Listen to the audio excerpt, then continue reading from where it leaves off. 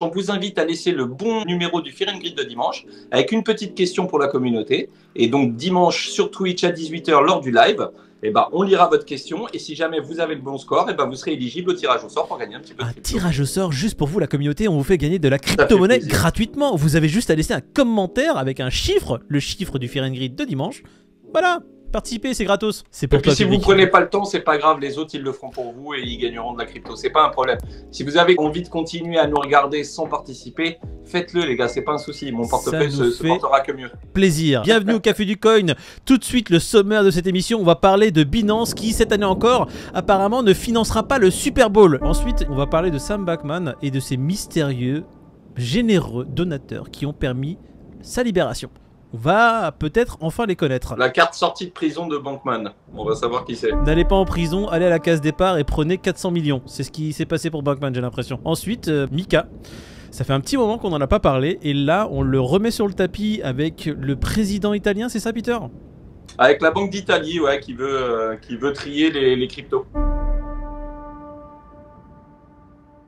Oh, j'ai envie de commencer directement par l'identité de Sam Bankman, là, les identités des mystérieux donateurs. Alors, de ce que je comprends, c'est une news qui nous dit, écoute, Sam Bankman, il avait besoin de 250 millions de dollars pour sortir de prison. Pas 2500 euros, 250 millions. Une des plus grosses bailout money jamais vues, hein, je crois, jusqu'à maintenant. Et il les a payés tranquillement, Peter. Alors, il les a pas versés totalement. Je crois qu'il y avait une condition qui disait qu'il devait donner une certaine somme. Et si jamais il ne revenait pas, parce qu'il est en gros, il est en liberté surveillée, et s'il revenait pas pour son procès, là, il aurait à payer les 250 millions. Ouais. Ce qui est intéressant, c'est qu'il y a eu deux versements, un de 500 000 $ et un de 200 000 $ pour la caution, avec deux mystérieux donateurs de l'argent. Et on aimerait savoir, du moins, qui c'est, sauf que l'avocat de Bankman a mis un recours pour ne pas divulguer l'information. À savoir que ce serait préjudiciable pour les deux bienfaiteurs, on va dire. Ça serait préjudiciable, pourquoi? Je ne sais pas. Imagine, mec, c'est CZ qui a payé. Tu crois que ça lui fait une bonne pub de dire qu'il a libéré Bankman? Ah, j'avais pas vu ça comme ça du tout. Non, alors, mais là, je te sors CZ comme j'aurais pu te sortir le président de la Fed, Gary Gensler. Ouais, mais oui, c'est pareil. Ça peut être le mec qui a payé, en fait, il va avoir une image de con, tu vois, il a libéré un mec qui a volé des gens, quoi, des particuliers. Alors, ça peut être vu sous cet angle-là, et en fait, moi je préfère prendre le premier angle que t'as dit, c'est que, en fait, il est tellement sulfureux ce personnage, que je pense que le mystérieux donateur, s'il a une identité qui serait problématique pour lui, c'est-à-dire que c'est un personnage haut placé, peut-être un politique, peut-être un mec qui est proche de certains politiques, ou, comme blague, c'est peut-être CZ Binance, ça pourrait être très problématique si son identité était révélée. Bon, imagine. Ah, écoute, t'imagines le pied de nez, écoute, c'est CZ qui te met en 11 et c'est CZ qui te ce serait incroyable. On va en apprendre plus d'ici le 14. En gros, ils ont demandé à ce que ce soit pas divulgué. Et d'ici le 14, on aura effectivement la décision du juge. Sincèrement, j'ai envie de savoir, plutôt en faveur qu'il soit plus anonyme, tu vois. Là, on apprend que c'est David. Et que c'est pour ça qu'il est à Dubaï, là. C'est qu'il est en train de faire des trucs bizarres. On va voir si la loi Mika qui va arriver dans pas longtemps va essayer de couvrir ce genre de procédure. Je sais pas, en tous les cas, tous les pays essayent de tirer un petit peu la loi Mika en leur faveur.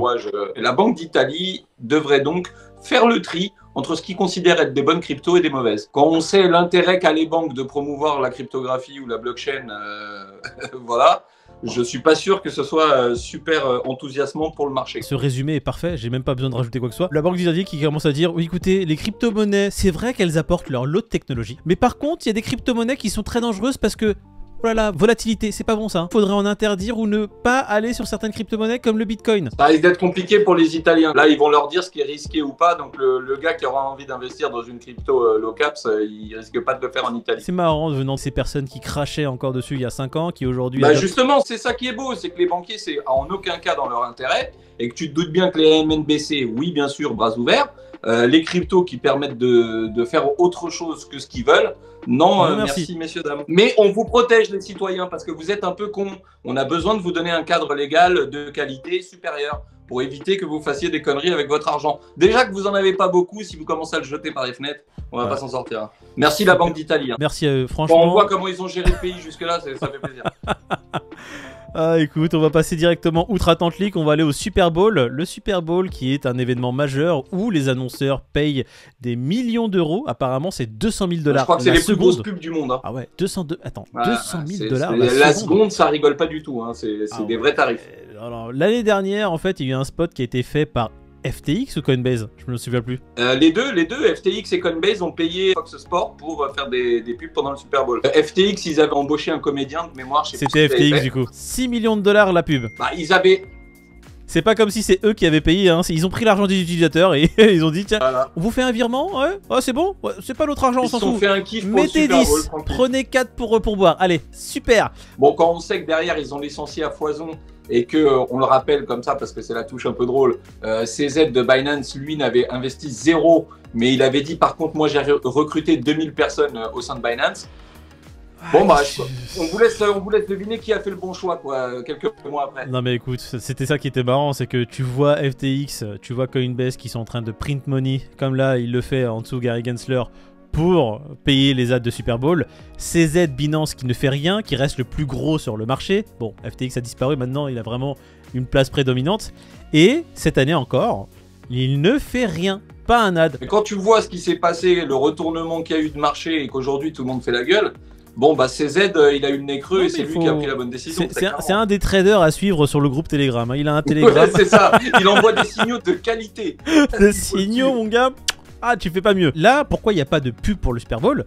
Parce qu'il n'y a personne qui veut payer pour avoir son encart pendant le Super Bowl.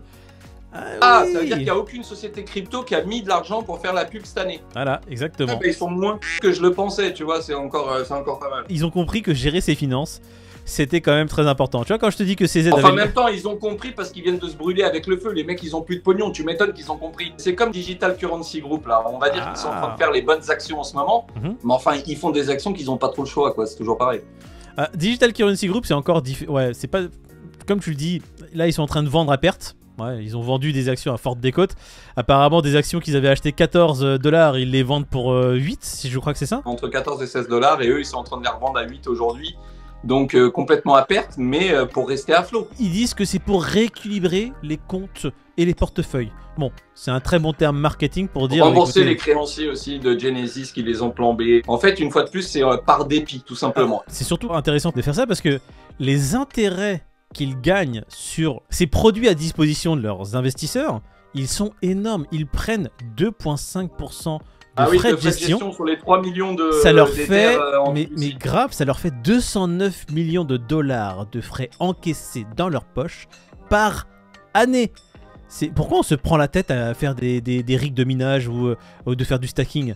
Mais viens, on monte une société de gestion de crypto-monnaie, Peter. Ils vendent dans tous les sens, ça c'est peut-être maintenant qu'il faut investir, hein, je sais pas. Mais c'est n'importe... Mais tu m'étonnes qu'ils vendent à perte. Qu'est-ce qu'ils en ont à foutre de vendre à perte? Là, ils sont en train juste de rembourser les créanciers qui veulent récupérer leur argent pour que, voilà, ces gens-là dégagent et qu'il n'ait pas de problème publicitaire en train de dire « Ah, ils peuvent plus rembourser et tout » pour que ces frais-là, en fait, restent en leur gestion pour se faire des... c'est dingue. Mais c'est n'importe quoi les frais qu'ils prennent là, 2,5%, c'est énorme. Bon, bah écoute, on fera peut-être un cours pour les prochains investisseurs pour leur dire que chaque pourcentage lorsqu'ils investissent leur argent compte et on va leur expliquer peut-être la différence entre 1% et 2% de frais sur 30 ans sur leur argent et leur épargne. Ça pourrait peut-être ouvrir des yeux. C'est vrai que ça ouvre pas mal les yeux quand on a tendance à parler de frais, on se rend pas compte dans les opérations du quotidien. Mais comme tu le dis, quand tu fais un exemple concret de passer de 1% de frais à 2% de frais sur 30 ans, là tu te rends compte que ce 1% de frais il est pas du tout négligeable. Ah ouais non mais en fait quand tu mets des chiffres derrière, quand tu dis à la personne écoute 1% de frais ça te coûte 150 000 € sur 30 ans, là il commence à se dire mais 150 000 €, je peux acheter une Ferrari là. Oulala, mais ça fait de l'argent tout ça. on le fera pour vous, la commu. Bon, écoute, on va passer directement au prix. Là, j'ai envie de voir. On est toujours au-dessus des 23 000. Ça n'a pas beaucoup bougé, hein. C'est un petit peu de repli, mais rien de méchant. Là, pour l'instant, on a vraiment un marché qui s'est stabilisé autour des 23 000. J'ai pas d'autre chose à dire. On a un Bitcoin à 23 000, on a toujours un Ethereum au-dessus des 1006. On va voir si ça a fait bouger le Crypto Fear and Greed surtout. Ah, écoute, on est à 58. Je vois pas ce qui a pu bouger. Mais oui, mon mignon, je t'ai dit que t'avais gagné tout à l'heure. Mais on a gagné, Peter. Encore une fois, c'est ça. Tu vois.